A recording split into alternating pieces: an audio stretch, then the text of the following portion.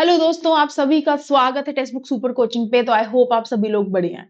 तो 21 को पेपर आ गया है और अब थोड़े से ही दिन रह गए हैं परीक्षा में। तो आप सभी लोग घबरा रहे होंगे, डर रहे होंगे और कॉन्फिडेंस को लूज कर रहे होंगे। तो ऐसी कुछ इंपॉर्टेंट बातें मैं आप लोगों को बताने आई हूँ कि एग्जामिनेशन हॉल में घुसने से पहले और घुसने के बाद आपको ये गलतियां कभी भी नहीं करनी, क्योंकि ये गलतियां करने से आपके पेपर के ऊपर प्रभाव पड़ सकता है। अब होता क्या है, हम पेपर देने गए, ठीक है, अच्छा, एग्जामिनेशन हॉल में इतने सारे स्टूडेंट्स बाहर ऑलरेडी खड़े होते हैं, आपस में बातें कर रहे होते हैं। आप खड़े हो आराम से, आपस में बातें कर रहे हैं। यहाँ तेरे को पता है इस बार तो सीटेट में ना वहां से क्वेश्चन बहुत पूछा जाएगा, आज तक नहीं आया लेकिन इस बार ही वहां से पूछा जाएगा। आप एक बात बताओ, उन्हें कैसे पता? क्या वो अंतर्यामी है? नहीं। क्या सीटेट वालों ने उन्हें कॉल लगाई कि यहाँ यहाँ से पेपर आएगा? नहीं। लेकिन वो आपस में कुछ डिस्कशन कर रहे हैं मनगढ़ंत, यार वो वाला टॉपिक मैक्सिमम पूछा जाएगा। भाई तूने पढ़ा? आप सोचोगे कि यार ये वाले टॉपिक से मैक्सिमम आएगा, मैंने तो पढ़ा नहीं, अब मैं क्या करूं? ये तो मैं फंस गया, मैंने इस चीज की तैयारी नहीं की। फिर कुछ बोलेंगे कि हाँ यार मैंने कर लिया, पता है इस बारी वहां से इस बारी पेपर का लेवल ना बहुत टफ आने वाला है। एग्जामिनर ना इस बारी बहुत असर्शन रीजनिंग ही रीजनिंग पूछने वाला है। इस बारी ये सब्जेक्ट इतना टफ आने वाला है, इस बारी अनएक्सपेक्टेड पेपर आने वाला है। तो आप लोग क्या करते हो एग्जामिनेशन हॉल में जब भी जाते हो, बाहर कुछ स्टूडेंट्स कुछ बातें कर रहे होते हैं, हमारा ध्यान उन बातों की तरफ जाता है और जाने के बाद हम लोग कॉन्फिडेंस लूज कर देते हैं। हम पैनिक होने लग जाते हैं कि यार ये तो मैंने पढ़ा ही नहीं, अगर पेपर यहाँ से आ गया तो मैं पास नहीं हो पाऊंगा, अगर मैं पास नहीं हो पाऊंगा तो मेरा सीटेट क्वालिफाई नहीं होगा, फिर आगे मैं स्टेट टेट के पेपर नहीं दे पाऊंगा, अभी तो बहुत सारी वैकेंसीज आने वाली हैं, मैं जीवन में कुछ भी नहीं कर पाऊंगा। तो यहां से आपको कॉन्फिडेंस जस्ट लो होगा और आप इतने लो कॉन्फिडेंस से जब पेपर को देने जाओगे ना तो आता हुआ भी सही नहीं कर पाओगे। तो एग्जामिनेशन हॉल के बाहर ये जो कुछ बच्चे आपस में घेरा लगाकर बातें कर रहे होते हैं, इनकी बातों को कभी नहीं सुनना। आप चुपचाप से साइड पे होके बैठो, भीड़ में ना खड़े हो, एकल जगह ढूंढो, एकांत जगह ढूंढो, वहां पर आराम से बैठो और वहां पर अपने नोट्स लाए हो वो पढ़ो, जो फॉर्मूले लाए हो वो पढ़ो, जो भी चीजें आप लोगों को रिवाइज करनी है बैठ के आराम से रिवाइज करो। ठीक है, मैं तो कहती हूँ कुछ भी मत करो, हेडफोन्स लगाओ और गाने सुनो।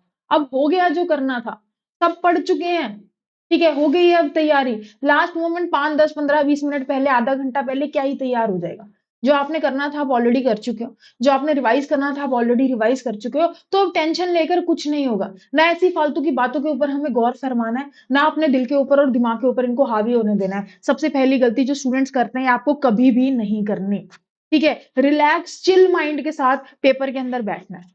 क्योंकि अगर आप कॉन्फिडेंस बाहर से अपना लो करके जाओगे ना, डर के जाओगे, तो जैसे ही आप लोग पेपर में बैठोगे आपको पेपर दिखेगा, मान लो एक आधा ऐसा क्वेश्चन आ गया जो आपसे नहीं होता हुआ सॉल्व, पूरा पेपर आप सॉल्व नहीं कर पाओगे डर के कि लो जी हो गया काम खत्म, इस बार सीटेट क्लियर नहीं है। क्योंकि हमारा माइंड जो है बहुत ओवर थिंकिंग करता है, बहुत ओवर थिंकिंग।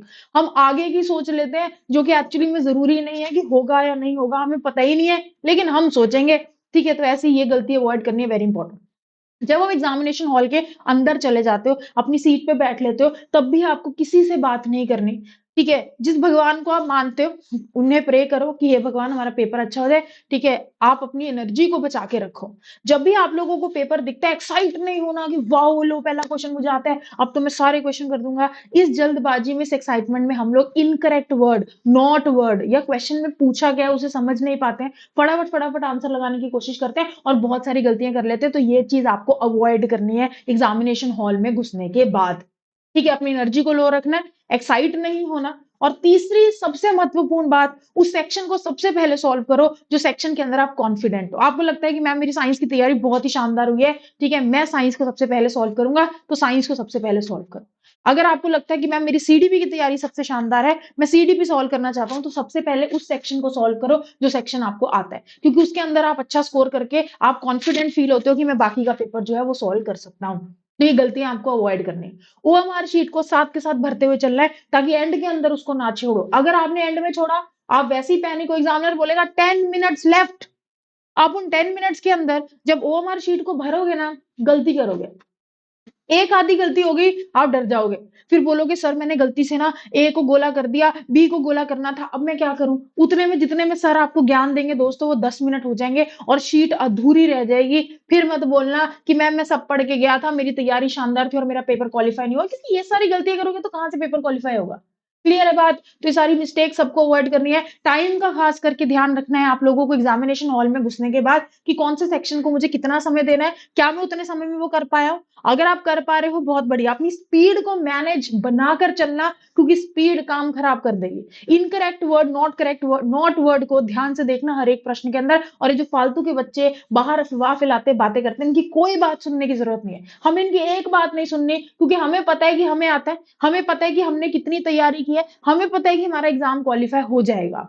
कॉन्फिडेंट रहो, ओवर कॉन्फिडेंट भी नहीं हो और लो कॉन्फिडेंट भी नहीं हो। ये बेकार की बच्चों की बातें आपको नहीं सुननी एग्जामिनेशन हॉल के बाहर। अपने नोट्स लाए हो, बाहर बैठ के अकेले में रिवाइज करो, कानों में हेडफोन्स लगा लो, गाने सुनो, जो करना है करो, रिलैक्स करो अपने आप को जितना हो सकता है, क्योंकि आप जितना ज्यादा पैनिक हो जाओगे उतनी गलतियां करने की प्रोबेबिलिटी आपकी बढ़ जाएगी और उतना ही एग्जाम क्वालिफाई नहीं हो पाएगा।